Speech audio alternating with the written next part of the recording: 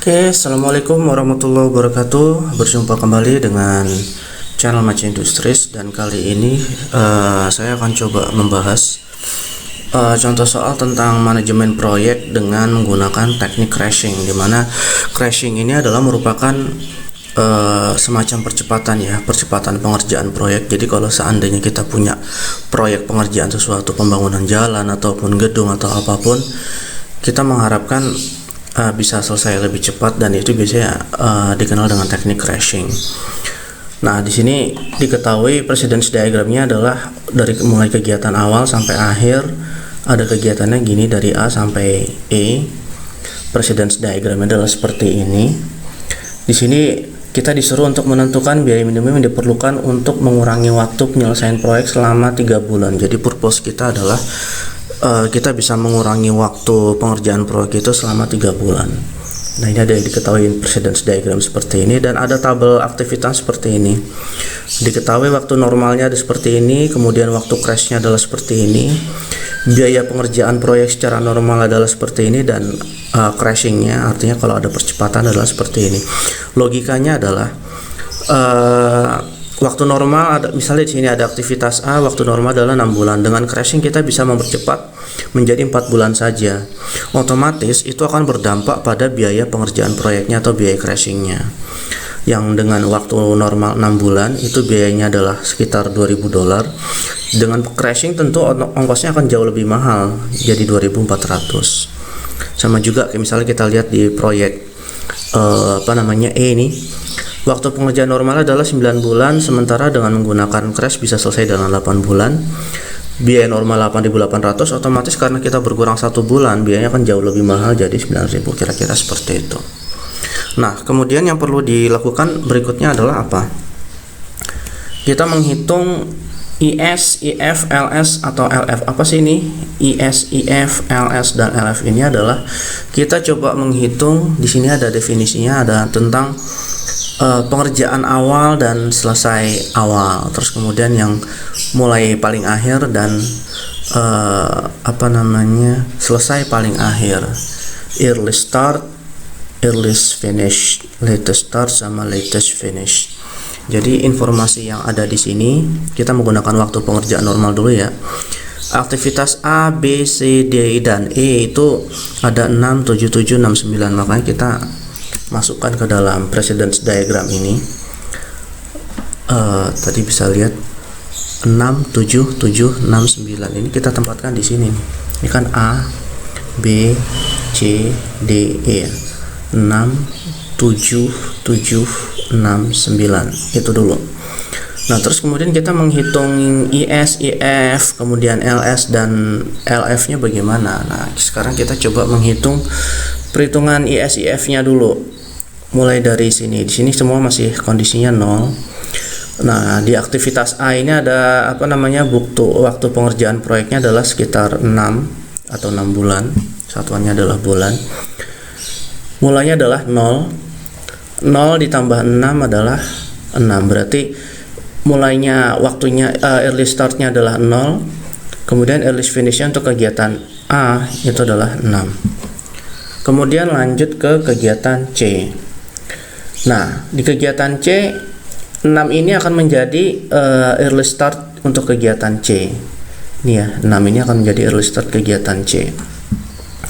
Sementara kegiatan C sendiri itu waktu pengerjaan kegiatannya adalah 7. 6 ditambah 7 adalah 13. Jadi IS kegiatan C adalah 6, IF-nya adalah 13. Kemudian kita lanjut ke ini dulu, kegiatan B dulu. Waktu startnya adalah 0, sementara kegiatan B nya adalah 7. 0 ditambah 7 adalah 7. Kemudian ini adalah early startnya 0, early finishnya 7. Early finish di kegiatan B ini akan menjadi early start untuk kegiatan D, 7 menjadi 7. Sementara kegiatan D sendiri waktu pengerjaan kegiatannya adalah 6, jadi 7 ditambah 6 adalah 13. Early finishnya adalah 13. Lanjut ke kegiatan E. Early finish kegiatan D adalah 13. Itu akan menjadi early start untuk kegiatan E adalah 13. Sementara kegiatan E sendiri waktu pengerjaannya adalah 9, berarti 13 ditambah 9 adalah 22. Nah, coba dilihat di sini. Ini kegiatan pendahulu untuk akhir kegiatan ini kan ada dua ya, kegiatan C sama kegiatan E. Harus dibandingkan. Earliest finish di kegiatan C adalah 13, sementara earliest earliest finish di kegiatan E adalah 22. Ini kita mengambil skenario terburuk. Berarti kita harus mengambil yang paling lama, earliest finishnya yang paling lama, yaitu dimiliki untuk kegiatan E ya. Di sini kan 13, sementara di sini 22. Kita ambil skenario terburuk, ambil earliest finishnya yang paling lama, yaitu 22. Maka kita taruh di sini 22. 22 di akhir kegiatan adalah 0, berarti 22 tambah 0 adalah 22. Nah, sekarang untuk menghitung latest start dan latest finishnya bagaimana? Kurang lebih sama, cuma nanti agak berbeda.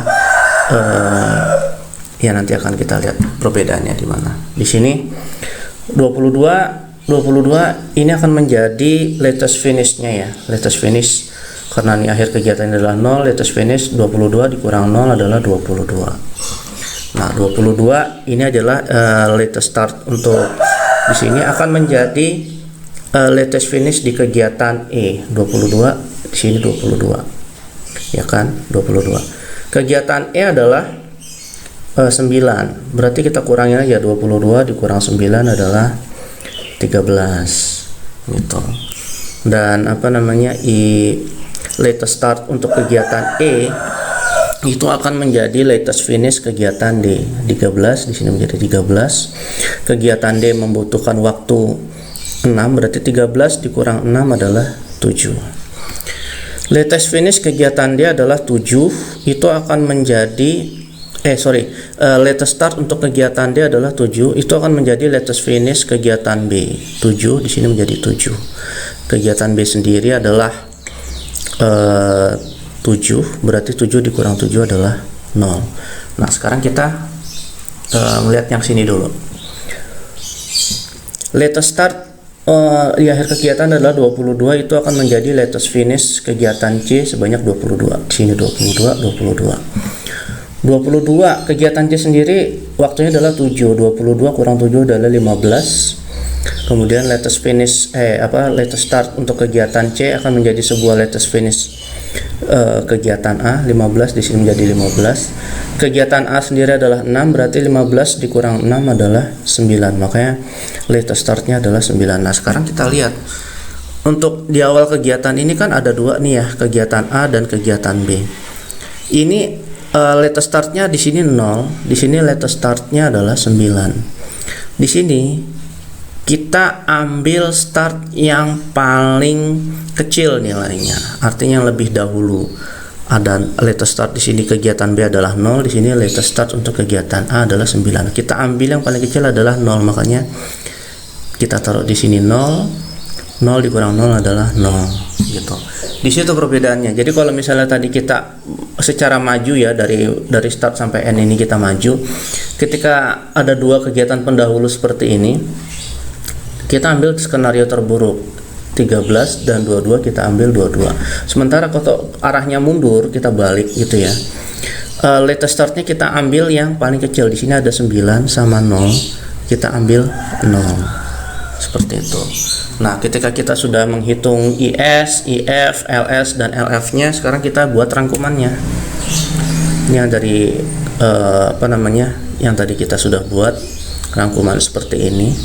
IS, IF, LS, LF ini adalah dari sini ya, kita tinggal memindahkannya saja. Misalnya nih untuk kegiatan A, IS dan IF-nya adalah 06 nih, 06. Kemudian LS dan LF-nya adalah 9 dan 15, 9 dan 15 dan seterusnya dari A sampai E. Nah, kita menghitung slack. Slack itu adalah hasil pengurangan antara latest start dengan early start. Di sini 9 kurang 0 adalah 9, 0 dikurang 0 adalah 0, 15 kurang 6 adalah 9, 7 kurang 7 adalah 0, dan terakhir 13 kurang 13 adalah 0. Nah, ini untuk mengetahui apa sih? Ini adalah tujuan kita untuk mengetahui jalur kritis. Apa itu slack dan apa itu jalur kritis? Nah, kita review sebentar. Slack adalah waktu bebas yang dimiliki oleh setiap kegiatan untuk bisa diundur tanpa menyebabkan keterlambatan proyek keseluruhan. Jadi slack itu seperti semacam ketika kita mengerjakan suatu aktivitas, kita masih punya waktu gitu. Ada waktu 9. Kayak misalnya di sini kegiatan juga punya waktu 9. Nah, sementara jalur kritis itu apa? Jalur kritis itu adalah kegiatan yang tidak mempunyai waktu tenggang sama sekali gitu. Jadi mepet waktunya, begitu dia selesai pengerjaan kegiatan itu harus segera berlanjut ke kegiatan berikutnya.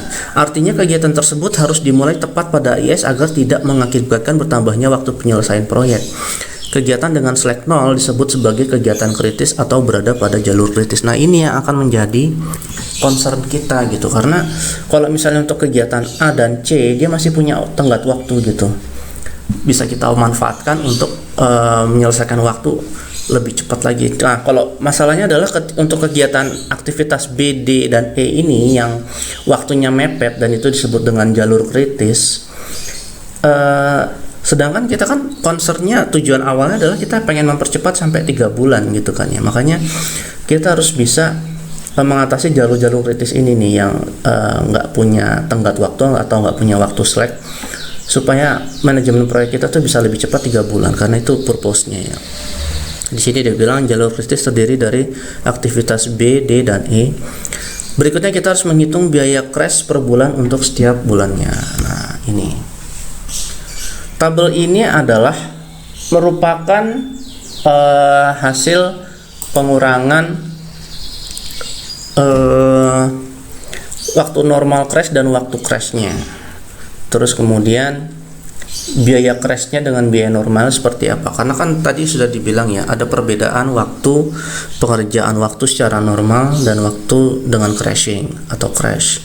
Biayanya pun demikian. Makanya kita coba mengurangkan biaya berapa sih waktu yang selisih waktu antara waktu normal dengan waktu crash, kemudian berapa sih biaya penggunaan antara biaya crash dengan biaya normal, itu kita dapatkan dari sini tadi. Jadi waktu crashnya ini normalnya 6, 4 ini kita kurangi 6 kurang 4 jadi 2 gitu ya. 7 kurang 5 jadi 2, 7 kurang 6 jadi 1, 6 kurang 4 jadi 1, 9 kurang 8 jadi 1. Itu selisih waktunya. Kemudian untuk selisih biaya antara biaya crash dan biaya normal juga sama, 2400 kurang 2000 itu 400, 3500 kurang 3500, 1300 kurang 100 adalah 300, 2600 kurang 2000 adalah 600, 9000 kurang 8800 adalah 200. Nah, itu rangkumannya seperti yang tadi. Nah, yang ini hasil pengurangan waktu normal dan waktu crash itu dapatnya kayak gini, dan biaya crash dikurang biaya normal hasilnya kayak gini. Nah, ini kan ada 2 bulan 400, otomatis kita hitung biaya per bulannya adalah 400 dibagi 2 jadi 200 ya kan. Ini juga 2 bulan biaya 500 dibagi 2 adalah 250. Karena kita menghitung biaya crash per bulannya berapa. Ini sudah 1 bulan berarti udah cukup, 300 dibagi 1 adalah 300. 600 bagi 2 adalah 300, 200 bagi 1 adalah 200. Nah, kita dapat nih. Ini yang tadi hasil rangkuman dari sebelumnya. Kita tahu jalur kritisnya adalah B, D, dan E. Ini ya, B, D, dan E. Nah, ini yang akan menjadi concern kita nih. Berikutnya kita cari biaya di jalur-jalur kritis ini yang bisa kita crash, yang bisa kita percepat gitu kan, yang bisa kita percepat. Kita memilih aktivitas pada jalur kritis dengan biaya crash bulan yang terkecil. Di sini yang paling kecil kan adalah E dan B ya. E dan B. Dan ingat, tujuan kita adalah mempercepat proyek menjadi 3 bulan. Nah, untuk yang 1 bulan pertama kita bisa menggunakan yang kegiatan E ini, kita crash. Ternyata dalam 1 bulan ini kita bisa kurangin menggunakan biaya crash adalah 200.